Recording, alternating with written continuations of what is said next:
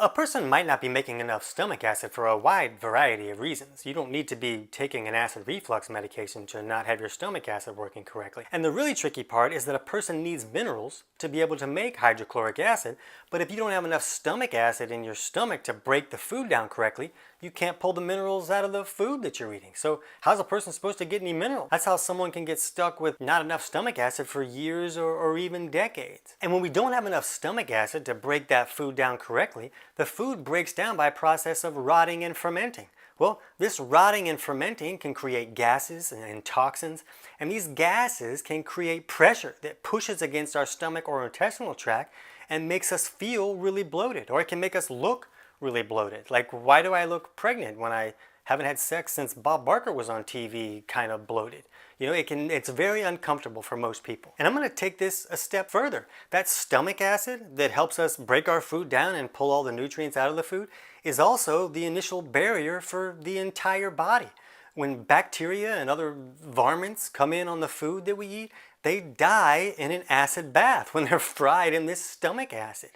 That's what keeps the bad guys out. This stomach acid is your knight in disgusting armor. But when this stomach acid barrier isn't there, and all these critters can come in on the food that we're eating, and they set up camp, they raise their kids, and they throw keg parties, then the waste from these bacteria can be very alkaline and reduce the stomach acid even more. And they can also create a lot more gases, which creates a lot more pressure and can make us feel more bloated. But that extra pressure can also push food back up, so that the small amount of acid that we do have in our stomach is now going to burn us as this pressure pushes the food back up. And you don't need to eat at a buffet where some kid just sneezed on the mac and cheese to have bacteria coming into the system. It's on the food that we're eating. You can't really avoid that.